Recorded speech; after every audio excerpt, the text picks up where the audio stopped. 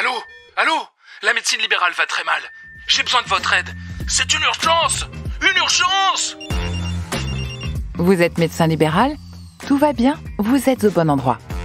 Bienvenue sur La Voix des libéraux, le podcast sans tabou des médecins libéraux, produit par l'URPS Médecins libéraux Île-de-France. L'URPS Médecins libéraux Île-de-France, c'est l'union professionnelle qui représente et accompagne les médecins franciliens exerçant en libéral. Ce podcast est animé par la journaliste Sidonie Watrigan. Bonjour à tous, merci d'être avec nous pour ce 9e épisode de La Voix des libéraux, un podcast proposé par l'URPS, émission enregistrée en public. Notre souhait, notre objectif, c'est répondre sans langue de bois à toutes vos interrogations, vous, médecins d'Île-de-France, sur un sujet précis. Et aujourd'hui, on va parler de la 4e année de spécialité de médecine générale, dont les contours ont été présentés avant l'été par le ministre de la Santé de l'époque, François Braun, juste avant de quitter ses fonctions. Cette année supplémentaire est loin de faire l'unanimité parmi les jeunes médecins, car elle incite aussi les docteurs juniors à rejoindre les déserts médicaux contre incitation financière. Elle questionne également côté maître de stage, comment va s'organiser la supervision, y aura-t-il suffisamment de médecins formés pour garantir un bon suivi de ces internes. L'idée de notre discussion du jour, c'est de comprendre d'abord les contours de cette réforme, avec ses objectifs et ses modalités d'application. Et pour cela, nous sommes avec le professeur Olivier Saint-Lary. Bonjour. Bonjour, merci de votre invitation. Oui, merci. Vous êtes président du Collège national des généralistes enseignants, médecins généralistes, installé à Poissy et co-auteur du rapport sur l'ajout de la 4e année de médecine générale, duquel s'est inspiré très largement le gouvernement pour sa réforme. Également avec nous, les docteurs Richard Anchou, bonjour. Bonjour. Et Jean-Paul Hamon, bonjour. Bonjour. Vous êtes tous les deux co-coordinateurs et coordinateurs de la commission médecine générale URPS médecins. Alors, on va commencer par une question très simple, professeur Saint-Lary. Qu'est-ce qui a motivé la décision de créer cette 4e année de spécialité en médecine générale ? En 2017, il y a eu une grande réforme des DES de médecine qui a concerné 43 DES sur 44 et qui avait pour objectif d'améliorer la qualité de la formation avec une plus grande progressivité, avec 3 phases pour l'ensemble des DES, une phase socle, une phase d'approfondissement et une phase de consolidation. La phase de consolidation, son objectif, c'était vraiment la professionnalisation et préparer au mieux les internes à leur exercice futur. Comme je vous le disais, 43 DES ont été concernés, sauf la médecine générale, qui n'a pas été dotée de phase de consolidation à cette époque, faute d'enseignants et de terrains de stage. Donc ça, c'était en 2017, et avec une clause de revoyure, en fonction de l'évolution des terrains de stage, il y a une progression très forte du nombre de maîtres de stage. Donc en 2011, on devait être à 5000 à peu près. En 2017, on était à un peu moins de 9000. En 2022, on était à plus de 12 000. Les chiffres cette année seront connus là, en fin d'année. Et les discussions qu'il y avait eu avec les internes à l'époque, en 2017, étaient de dire, lorsqu'on sera à 12 000 maîtres de stage universitaires, on aura des conditions acceptables pour atteindre probablement autour de 15 000 maîtres de stage universitaires dans 3 ans, c'est-à-dire lorsque la phase de consolidation sera effective. Et donc c'est pour ça que ces conditions étant réunies, il n'y a pas eu de raison de faire de différence entre le DES de médecine générale et les autres DES, et on a pu rejoindre le droit commun, avec un objectif avant tout pédagogique, d'amélioration de la qualité de la formation, et des bénéfices secondaires attendus sur le fait que des professionnels mieux formés et plus aguerris à la gestion de leur outil professionnel vont peut-être plus s'installer demain, et on l'espère avoir plus de professionnels à disposition des patients. Elle est nécessaire, cette année supplémentaire, messieurs, l'un ou l'autre Alors, je trouve que le champ de la médecine générale est le plus vaste de tous les champs de médecine, et il était tout à fait illégitime que ce soit la formation la plus courte. Donc oui, bien sûr, une 4e année est nécessaire, à condition qu'elle soit encadrée, avec un vrai enseignement, avec des référents des référents sur le terrain, et puis une rémunération à la hauteur de ce que les médecins de cet âge-là sont en droit d'exiger. Jean-Paul Hamon ? Alors je suppose que toutes les informations n'étaient pas bien perçues, parce que ça a été vécu comme une 10e année qui était imposée aux seuls médecins généralistes. C'était important que les études soient identiques pour les généralistes et que pour les autres spécialités.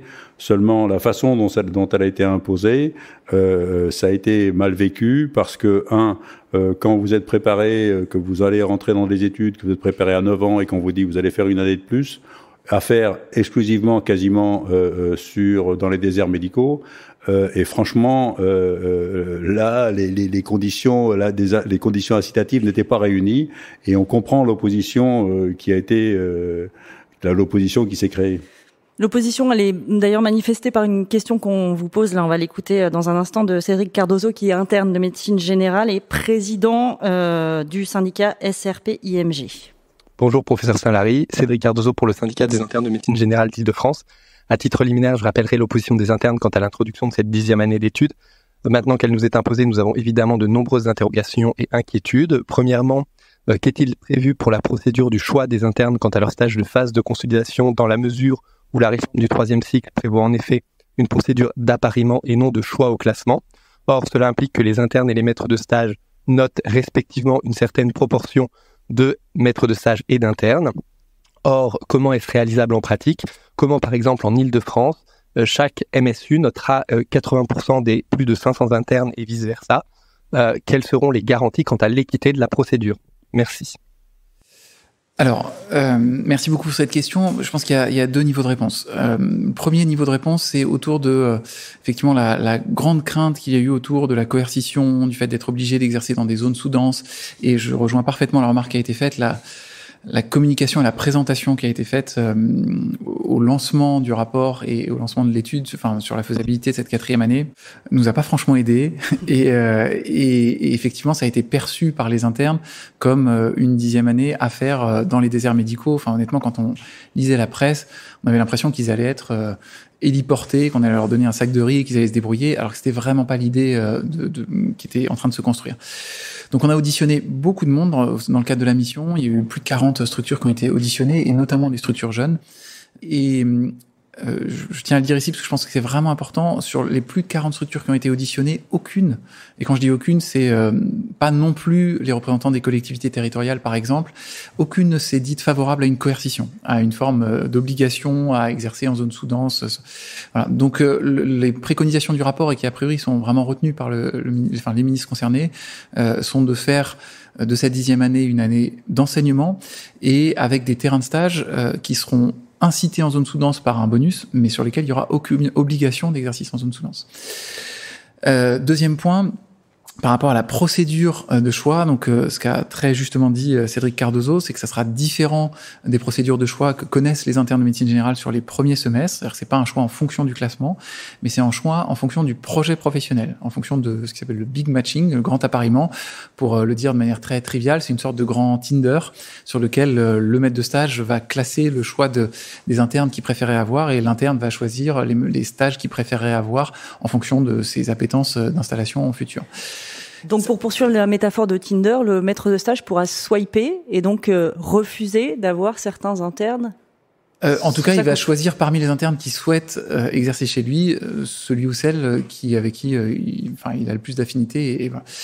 Alors évidemment, ça pose des questions techniques importantes parce que cette procédure d'appariement, elle est faite dans les autres DES sur des cohortes qui sont plus petites. Alors il y a des DES qui ont des cohortes assez importantes, la psychiatrie, l'anesthésie par exemple, mais aucune au niveau de la médecine G. C'est près 4000 internes par promo, donc c'est vraiment beaucoup de monde.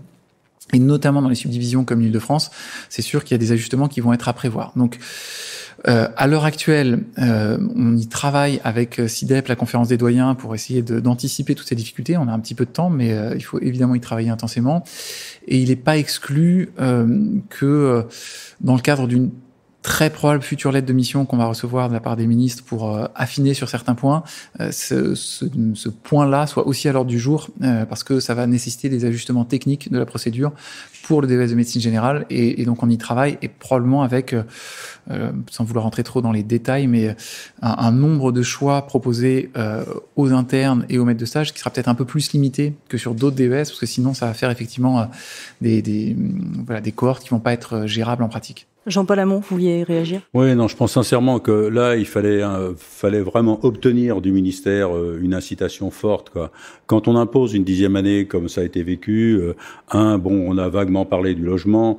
Il faut savoir quand même que c'est des gens qui sont en fin de cursus, qui ont généralement une famille. Quand vous allez dans un désert médical, la moindre des choses, c'est de dérouler le tapis rouge. C'est-à-dire que vous faites une 10e année, si vous allez dans une zone désertique, on double le salaire. on met un intéressement à l'activité à partir de 40 consultations, on lui donne 50%, etc. Que le gars qui va, ou la femme qui va aller dans un désert médical faire son stage, il doit au moins être garanti d'avoir 5 000 euros par mois, d'avoir un logement, etc. Et de faire en sorte qu'il soit avec et qu'en plus il ait au moins 2 mètres de stage au téléphone. Moi, je me souviens de mes premiers remplacements il y a maintenant une 50aine d'années. J'étais rassuré de pouvoir avoir au téléphone un de mes collègues. Je l'ai appelé 3 fois en 3 semaines, mais le simple fait de l'avoir au téléphone, c'était totalement rassurant. Ensuite, vous découvrez, si vous êtes dans une zone vraiment de désert médical, vous découvrez une médecine qui est réellement une médecine de premier recours et qui est passionnante à exercer. Et si, dans ces conditions de stage, et pour les communes qui vont être intéressées, si le maire de la commune, si vous êtes seul, vraiment seul, à ce moment-là, il faut vous mettre un secrétariat présentiel et faire en sorte que le local d'accueil soit correct. Si vous êtes dans un groupe médical où vous avez un secrétariat présentiel, vous avez un secrétariat présentiel et vous bossez dans de bonnes conditions.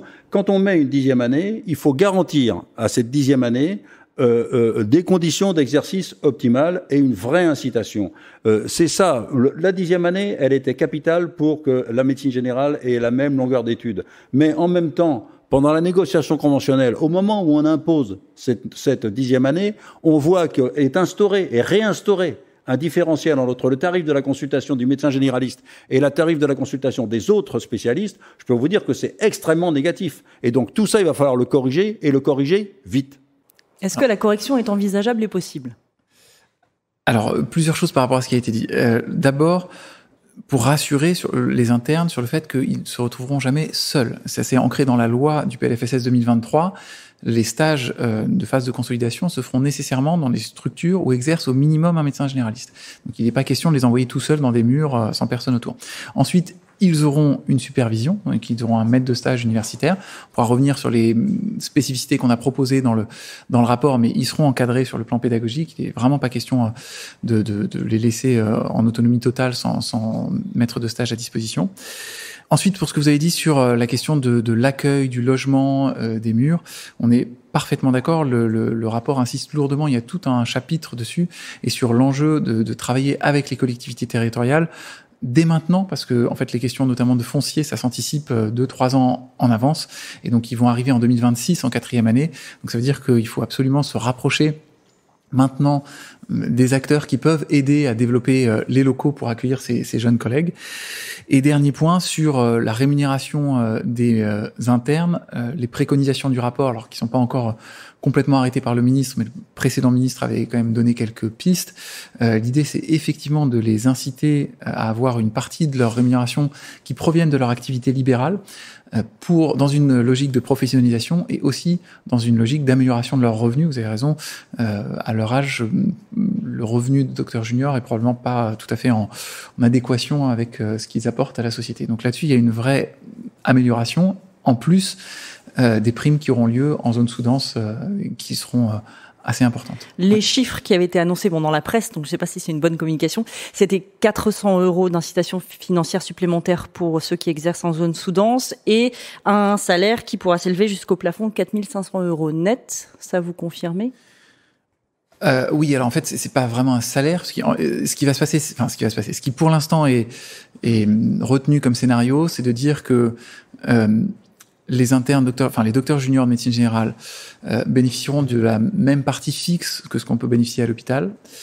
Simplement, ils ne bénéficieront d'aucune prime dont bénéficient les collègues docteurs juniors hospitaliers, et au lieu de bénéficier de ces primes, ils auront un intéressement sur leur activité en libéral. Et donc, le tout cumulé, ça ferait un salaire plus un bénéfice qui s'approcherait effectivement des 4 500 € pour ceux qui auraient une activité soutenue de l'ordre de 25 consultations par jour en tant que docteur junior. Une question ? Oui, bonjour, Léo Silion, je suis interne en médecine générale à Paris et pendant longtemps je me suis occupé au syndicat des internes des questions de médecine générale. On a eu déjà l'occasion d'échanger avec le professeur Saint-Lary. Quelques points de réponse, il y a plusieurs choses qui ont été abordées et on a dit qu'on allait discourir sans langue de bois et en transparence, et du coup je voulais juste quand même revenir sur certains points. On entend beaucoup cette notion justifiée de dire on a allongé le DES de médecine générale, notamment puisqu'il n'y a pas de raison de sortir du droit commun, de ne pas avoir la même durée d'études que les autres. Vraiment, ça, c'est un point que nous, on rejette. Je vous le dis tout simplement. Depuis l'annonce de l'allongement du DES de médecine générale, les psychiatres ont demandé et passent à 5 ans. Les gastro-entérologues sont passés à 5 ans. Les dermatos sont en passe de passer à 5 ans. Les urgentistes passent à 5 ans. Si on veut rentrer dans la course à l'échalote, personne n'est gagnant, mais voilà, cet argument est quand même un argument limité. Sur la vraie problématique de cette idée de rejoindre le droit commun, je comprends le sentiment, mais on a un vrai problème avec, une fois que la 4e année est annoncée, on dit très bien, on s'aligne. Mais finalement, dans les détails, sur tous les points, on rogne et on revient sur une dégradation systématique du droit par rapport aux autres spécialités. On n'a pas les mêmes libertés que les autres docteurs juniors de spécialité. On va avoir, on nous l'annonce, des choix qui sont tronqués. On nous dit dans la même phrase, ce sera un choix selon le projet professionnel, mais finalement amputé sur un choix dégradé, puisque quand même on n'a pas les moyens techniques de garantir que votre projet professionnel soit possible. Je trouve qu'au bout de 10 ans d'études, c'est très léger comme garantie, et effectivement les internes nous sollicitent énormément, sont horriblement inquiets. On a eu l'occasion d'en échanger, je ne reviens pas dans tous les détails, mais actuellement les textes de 2017 sur lesquels on s'appuie sont inapplicables.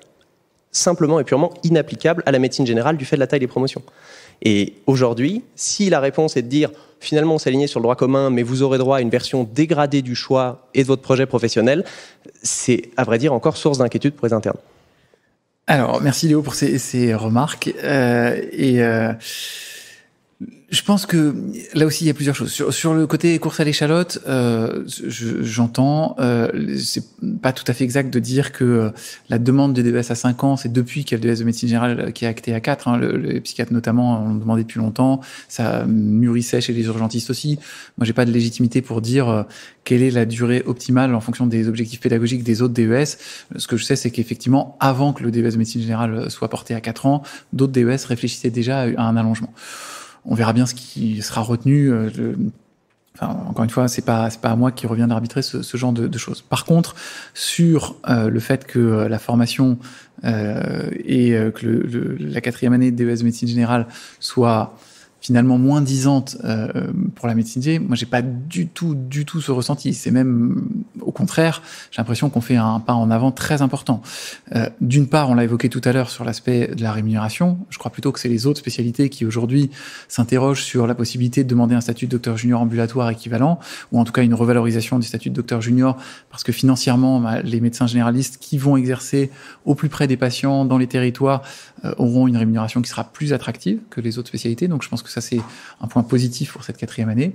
Et deuxièmement, sur le choix de stage dégradé, peut-être qu'il faut que je le redise différemment. L'objectif c'est bien de correspondre au projet professionnel des internes. Et si un interne, dans le cadre de son DES, de sa phase socle et d'approfondissement, a identifié un projet professionnel, a aidé à co-construire un terrain de stage, et que le maître de stage l'attend, évidemment qu'il aura ce stage-là pour lui, et on ouvrira autant de terrains de stage que de besoins correspondant au projet professionnel. Par contre, dans les situations où l'interne n'aurait pas vraiment encore maturé suffisamment son projet de stage et préfère choisir sur une liste déjà préétablie par les départements, il est possible qu'on puisse pas ouvrir le même nombre de choix sur Tinder que dans d'autres spécialités. Mais ça, encore une fois, lorsqu'on est dans une démarche proactive et de volonté de se projeter sur son projet professionnel, les départements de médecine générale ouvriront autant de stages que de besoins, et donc il n'y aura aucune frustration à ce niveau-là pour les internes. Richard Anjou. Oui, moi je voulais parler quand même du point de vue des maîtres de stage. On est en peine pour recruter les maîtres de stage. On a énormément de difficultés mises en place par les départements et par le CNGE, semble-t-il. Nous sollicitons des confrères et via l'URPS, on le fait de façon efficace. Et ces confrères qui sont sollicités, lorsqu'on présente la liste au département, eh bien, ça ne se transforme pas beaucoup en réalité. La formation exigée, elle est exigée, mais elle n'existe pas. Il n'y a pas de stage actuellement. Et ce que je voudrais dire quand même, c'est que par rapport aux autres spécialités, quand on est maître de stage, je pense qu'on est beaucoup plus investi dans la formation de l'interne que tous les chefs de clinique de la Terre peuvent l'être, que cette proximité qu'on a avec les internes, tu doutes? Moi, je suis absolument certain que on est en proximité permanente avec nos internes en niveau 1 et y compris en ça se passe massivement. Et je pense que ça, pédagogiquement, ça a quand même beaucoup de valeur. Il faudrait quand même qu'on puisse recruter de façon importante. Il faudrait qu'on puisse rémunérer réellement ces maîtres de stage, c'est-à-dire que les rémunérations ne soient pas évaporées entre le moment où elles sont émises par l'État et le moment où elles n'arrivent jamais chez nous. Et puis, vraiment, là, faites quelque chose. En tous les cas, sur l'Île-de-France, on nous a dit qu'il fallait recruter 1500 maîtres de stage. Sur les 200 premiers qu'on a proposés, il y a 20 concrétisations. Donc, on va pas y arriver vite.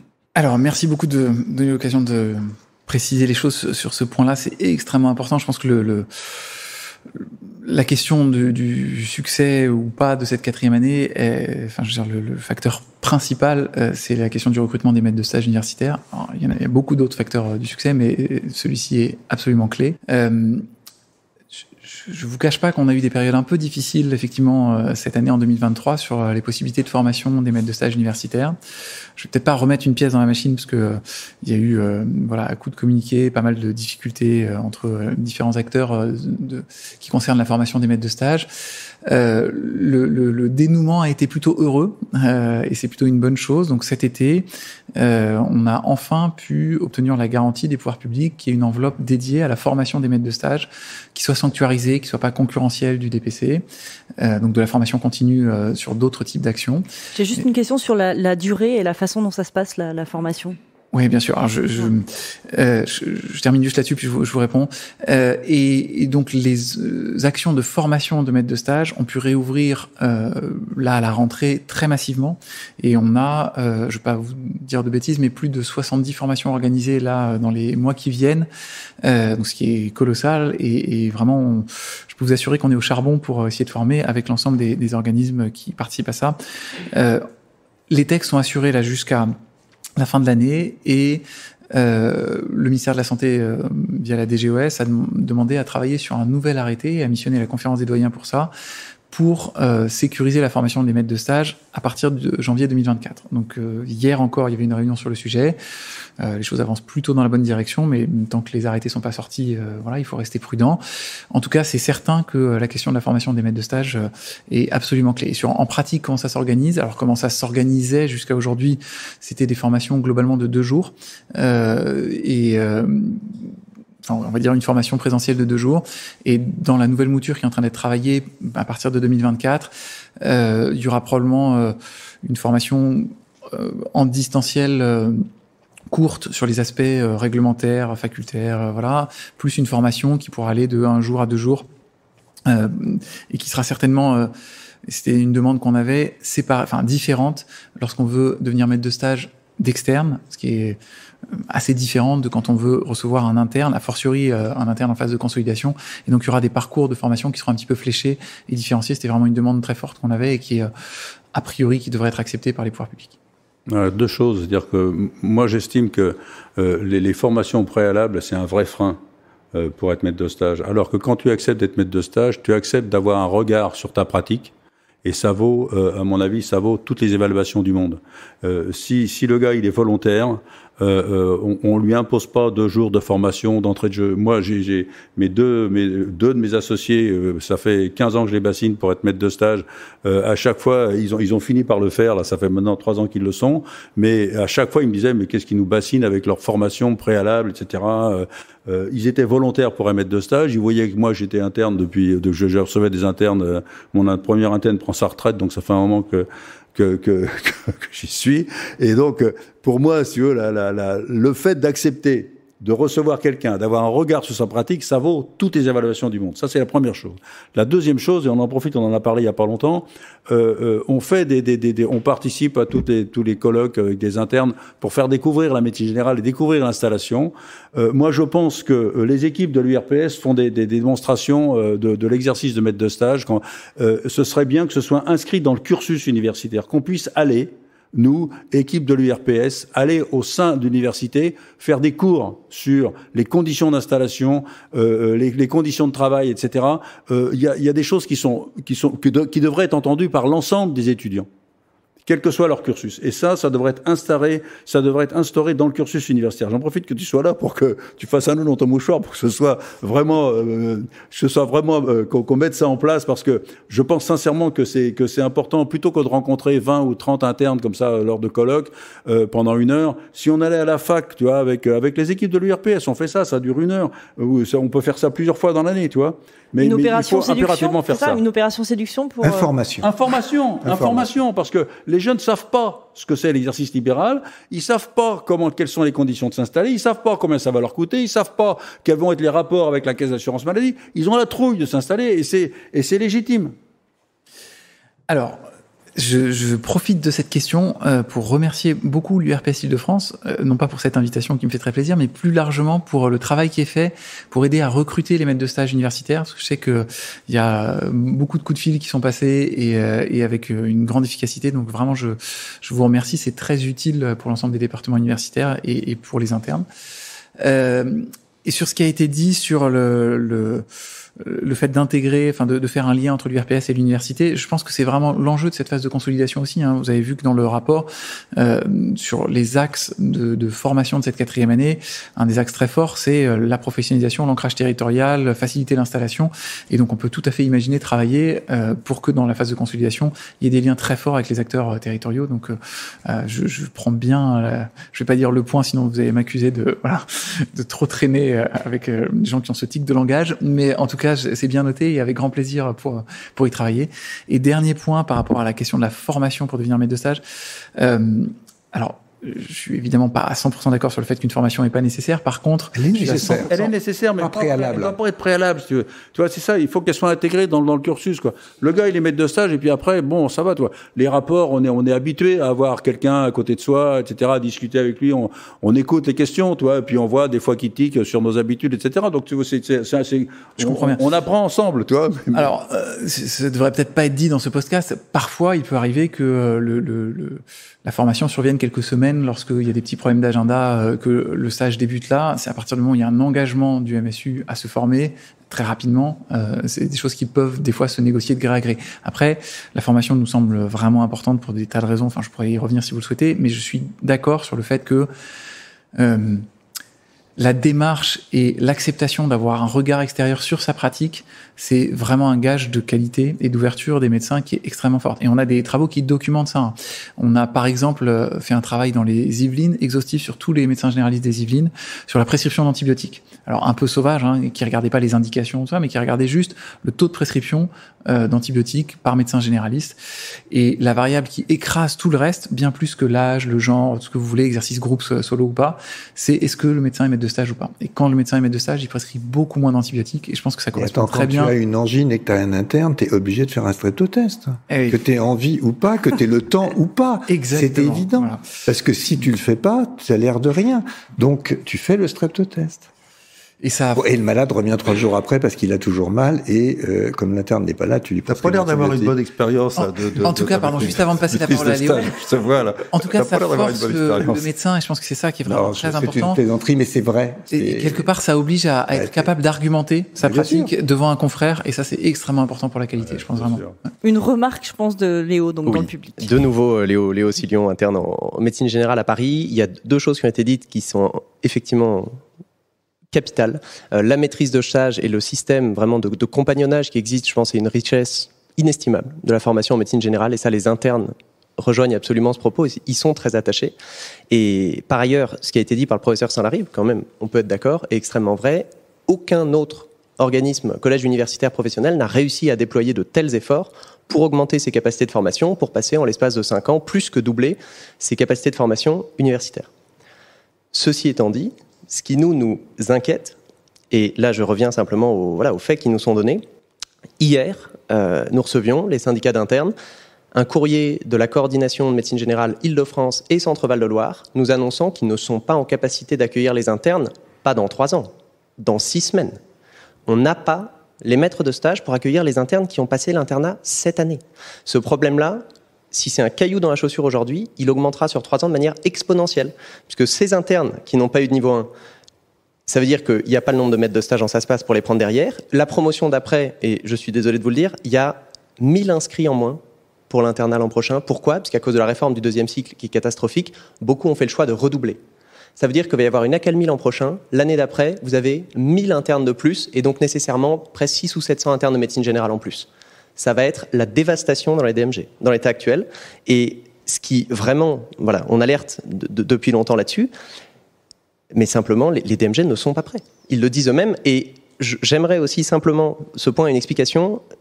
Je suis désolé si mes mots sont durs, mais pour nous, la situation est grave. C'était aussi quand même, je trouve, un manque de courage terrible de la part des départements de médecine générale de se tourner vers les syndicats d'internes pour annoncer la mauvaise nouvelle aux internes et leur dire recommandez-leur de ne pas choisir médecine générale en Île-de-France, passer un certain classement, puisqu'ils ne pourront pas être correctement formés. Et je pense que là, il doit y avoir un message clair, puisqu'on y revient souvent, il y a un problème de communication autour de cette 4e année. Il faut que les DMG, le CNGE puissent communiquer directement auprès des internes et donner un état de la réalité de voilà ce qu'on peut former, voilà les progrès qu'on a à faire, mais sinon ça va entretenir et ça va donner ce genre de drame de gens qui redoublent en masse, de crainte d'être pris dans des réformes qui sont aujourd'hui, on trouve, peu abouties. Merci beaucoup de nous donner l'occasion de préciser ce point, parce que c'est un point important. Et effectivement, la lettre est partie de 2 coordinateurs. Vous savez, tous les ans, alors je vais essayer de pas faire trop rébarbatif et technique, mais tous les ans, il y a quelque chose qui s'appelle l'ONDPS, qui réfléchit à la répartition des postes d'internes par spécialité et qui réunit les différents collèges d'enseignants, toute une querelle d'acteurs. Dans le cadre de la réflexion sur le nombre de postes d'internes en médecine générale, le CNGE a évidemment été sollicité et on a fait des propositions pour répartir sur l'ensemble du territoire. On souhaite que, c'est très important pour l'accès aux soins, que plus de 40% des internes puissent être fléchés vers la médecine générale. Et ça a bien été entendu, puisque 40,7% des internes cette année vont être fléchés en médecine générale, c'est-à-dire 40% plus globalement les quelques FST, notamment FST médecine polyvalente. Simplement, sur la question de la répartition par zone, le CNGE a fait un très gros travail pour voir quelles étaient les capacités de formation de chaque subdivision, donc de chaque UFR de santé. Et on a transmis évidemment toutes ces propositions à l'ONDPS. Pour des raisons autres, qu'on peut comprendre aussi, je veux dire, chaque acteur a les raisons qui peuvent le pousser à agir, le ministère a tranché en chargeant lourdement l'Île-de-France et la région centre, donc Tours, pour des raisons d'accès aux soins, de déserts médicaux, tout ça, bien au-delà des capacités de formation que nous avions proposées avant l'été. Et alors qu'on pouvait accueillir ces 40,7% d'internes sur l'ensemble du territoire, certaines zones ont été moins dotées et on a surdoté l'Île-de-France et la région centre. Ce qui fait qu'aujourd'hui, moi je suis très optimiste sur le fait qu'on arrive à mettre en place la 4e année, qu'on recrute suffisamment de maîtres de stage dans les 3 ans à venir. Par contre, je suis très inquiet pour la rentrée là dans quelques semaines, pour proposer des terrains de stage de phase socle, notamment de SN1, enfin de stage niveau 1 chez le praticien. On va pas faire éclore une génération spontanée de maîtres de stage dans même pas 2 mois. Et ça, effectivement, ça nous pose un vrai souci. Et alors que toutes les communications qu'on pouvait lire dans la presse sur cette année, la médecine générale va être complètement boudée à cause de la 4e année, tout ça. Force est de constater que ça n'a pas l'air d'être le cas. Tant mieux, on s'en réjouit. Aujourd'hui, les choix, quand on regarde, j'ai pas regardé là hier, mais quand on s'arrêtait jusqu'aux 2000, les 2000 premiers choix, il y avait globalement autant de choix de médecine générale. Vous savez, les choix sont en cours actuellement. Et quand on s'arrête au 2000e à l'OCN, il y avait autant de choix de médecine générale que l'an dernier. Donc, ce qui veut dire qu'il est possible que, comme l'an dernier, il n'y ait pas d'inadéquation, c'est-à-dire très peu de postes qui soient pas pourvus. Et si on n'a pas de postes non pourvus à Tours et en Île-de-France, on va être dans une vraie difficulté cette année pour le SN1 à les accueillir. Et donc ça, c'est une réalité. C'est pour ça qu'on a écrit aux internes pour leur, en tout cas que les coordinateurs de ces 2 subdivisions ont écrit aux internes pour leur dire qu'il y avait une subdivision due aux choix politiques qui ont été faits pour ces 2 régions. Mais très concrètement, il y a une solution. C'est-à-dire qu'on peut leur trouver un autre terrain de stage en dehors de... Alors très concrètement, on a écrit à la DGOS qui m'a répondu ce matin et qui propose une réunion de travail pour essayer de trouver des pistes de solutions, mais la situation est pas simple à gérer pour les 6 mois qui viennent. Voilà. Donc c'est une boulette. Donc ils ont fait une boulette. En tout cas, c'est un choix qui nous met dans une vraie difficulté pour offrir les terrains de stage. Voilà. Allez, on va prendre une toute dernière question de Léo encore. Alors dans ce cas, on fait vraiment très rapide. Absolument pas pour noircir le tableau, mais en tout cas, j'entends votre discours qui est bienvenu et se veut rassurant et permet de clarifier un certain nombre de points pour les internes. C'est vrai qu'on a parfois une perception, à cause des remontées très inquiètes des internes, qui nous prennent aussi. C'est vrai qu'on a l'impression aujourd'hui, à cette rentrée qu'il n'y a pas assez de maîtres de stage. Alors vous nous dites, on les aura dans 3 ans. On a l'impression qu'on les a pas. On vous donne l'analyse juridique qu'on a partagée avec vous, qui vous dit les textes ne sont pas applicables à la médecine générale. Mais vous nous dites, bon, ce sera le cas dans 3 ans. C'est quand même beaucoup d'inquiétude. Alors autant on sera toujours là pour travailler avec vous, pour écrire ces éléments au fur et à mesure, mais il faut quand même voir que déjà pour nous, il y a trop d'éléments qui sont un recul du droit des internes sur cet allongement de l'internat qui est fait dans des conditions qui sont pas optimales. Tout est fait à la précipitation et ça n'est pas d'ailleurs la pierre jetée au CNGE, mais le ministère, la DGOS, tout le monde court après les deadlines et les informations, les choses sortent 3 jours avant les choix de spécialité. Enfin, c'est pas une situation pour ceux qui sont confrontés à ces choix.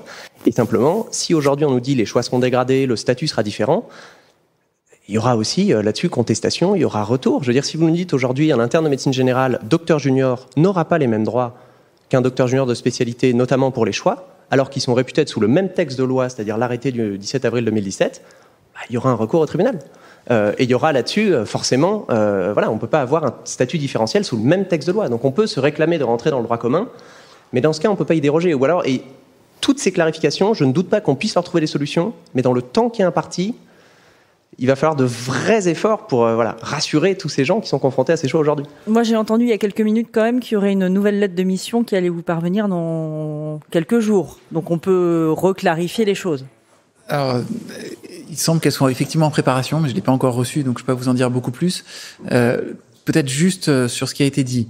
Vraiment, je voudrais pas laisser croire qu'il y aura des droits dégradés pour le DES de médecine générale. Ce sera vraiment pas le cas. La question, c'est juste où fixer le curseur, et chaque discipline le fixe différemment sur le nombre de choix qui peuvent être préfléchés. Donc ça, c'est pas quelque chose de réglementaire.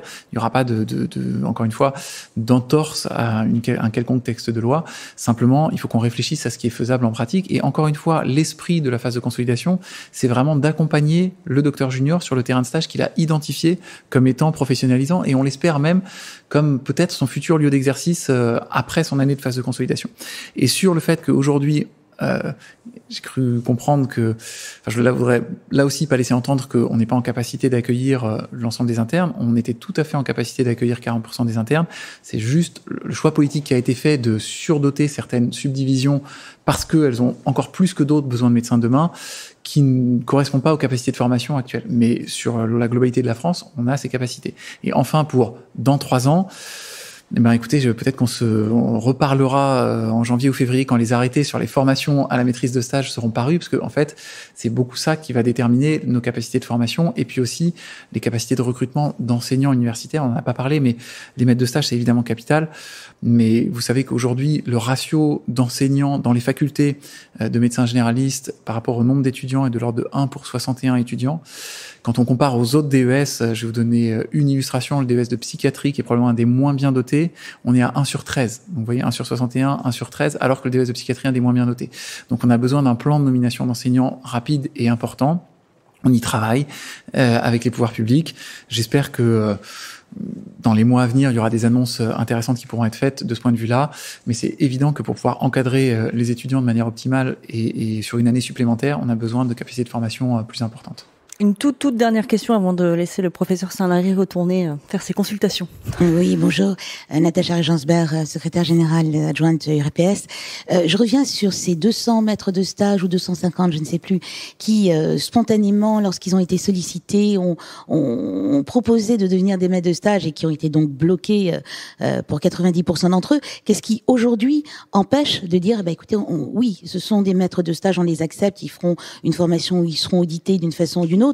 Mais qu'est-ce qui peut empêcher aujourd'hui un médecin qui a fait sa formation, qui a été à l'hôpital, qui a été enseigné, puis qui a enseigné, de devenir maître de stage dans une période de pénurie et lorsque lui-même est volontaire? Est-ce que c'est une question de locaux? Est-ce que c'est une question autre sur le plan pratique? Alors, sur le plan pratique, c'est difficile de vous répondre individuellement sur les 280 que vous avez évoqués. Et je pense qu'il y a 2 niveaux de réponse. Le premier, c'est que il y a eu, comme vous le savez, des grosses difficultés vis-à-vis de la formation des MSU sur le premier semestre, on va dire. Donc, un certain nombre de formations qui n'ont pas pu avoir lieu et donc qui a ralenti la dynamique de formation des maîtres de stage. Mais c'est en train de se corriger et les formations ont réouvert très massivement depuis la rentrée. Donc, j'espère que là-dessus, on va pouvoir absorber peut-être pas les 280, mais en tout cas une grande partie d'entre eux. Et après, vous avez raison, il y a probablement aussi une question autour des prérequis. C'est très important qu'au niveau des locaux, au niveau de la qualité d'exercice et de supervision, on corresponde aux attentes et ce à quoi on s'est engagé auprès des internes. Vous savez qu'on a co-signé une charte de l'encadrement des internes, alors avec un autre syndicat d'internes, mais peu importe, autour de ce qui est attendu des maîtres de stage. Et donc, il y a effectivement quelques prérequis qui sont attendus, mais je pense pas que ça concerne, que ça bloque la majorité des médecins qui se proposaient à être maîtres de stage que vous avez évoqués. Il faudrait regarder individuellement pour chacun, mais encore une fois, je pense que la majorité ont été bloqués parce qu'il n'y avait pas de formation qui était possible à un moment, et ça réouvre très largement. Donc, je doute pas qu'on va être sur une dynamique beaucoup plus positive et rapide de recrutement de maîtres de stage à partir de ce mois-ci. Jean-Paul Hamon ? Quand même, 280 là qui sont sollicités de façon vraiment exceptionnelle par l'URPS, 20 à la sortie. Il y a un moment où il va falloir quand même faire un effort, quoi. Ces gens-là, ils sont volontaires, ils acceptent d'avoir un regard sur sa pratique. Il faut que tous les départements de médecine générale, tous, soient un peu plus souples justement dans l'acceptation de ça, parce que on a besoin de maîtres de stage. On est dans une période de désertification qui concerne la médecine générale plus que tout. C'est capital que les internes soient pas freinés pour leur stage. Donc là, il y a une vraie pédagogie à faire auprès de chaque département de médecine générale, et que nous on puisse aller à l'université expliquer les conditions d'exercice, les conditions de formation, etc. en libéral. Ça, pour moi, ce sont les deux choses. On est dans une période de désertification, et ce serait bien que le ministère se sorte les doigts, parce que franchement, là, il y a un vrai problème. Alors pour le ministère, je peux pas vous répondre, mais par contre pour les départements, faut y aller. Pour le département universitaire de médecine générale, je peux vous garantir qu'ils sont très très très très demandeurs de maîtres de stage universitaires, et que effectivement il y a eu ces difficultés en début d'année, indépendant de notre volonté, mais que les choses sont en train de se corriger, et que vous pouvez pas imaginer la souplesse. Dont acte. Là, il touche les mains à plat, le sol, les jambes tendues. Vous sentez qu'il y a la pression, puis chez nous, il y a la pression qui monte, quoi, parce qu'il y a, là, on se dit, ça se désertifie, il y a des volontaires, et à la clé, il n'y a pas de maître de stage. Ça, alors là, franchement, c'est insupportable. Et s'il faut qu'on aille le dire au ministère et ailleurs, on ira, hein, parce que franchement, il y a le feu. Merci à tous. Pardon, juste quand même un chiffre, j'entends bien, hein, mais sur cette période particulière, mais comme le rappelait Léo Sillon, encore une fois, on a plus que doublé le nombre de maîtres de stage France entière en 5-6 ans. Donc peut-être qu'il faut faire preuve d'encore plus de souplesse, mais voilà, les résultats sont quand même importants, et on est d'accord, il faut accélérer pour recruter massivement les maîtres de stage. C'est, je pense, bien l'objectif qu'on partage. Le vrai problème, il est que ces médecins-là, on forme davantage de médecins, mais il y a de moins en moins de médecins en libéral. Donc c'est ça le problème. Et qu'en plus, on n'arrive pas à garder les 280 qui sont volontaires pour être maître de stage. Merci à tous pour l'ensemble de vos remarques, questions et requêtes. Olivier Saint-Lary repart avec un carnet plein de notes, et pour aller négocier auprès du ministère ou autre. Merci beaucoup, Olivier Saint-Lary. Très bonne journée à vous, et à très bientôt. Merci beaucoup. Merci à vous pour la présentation. Merci.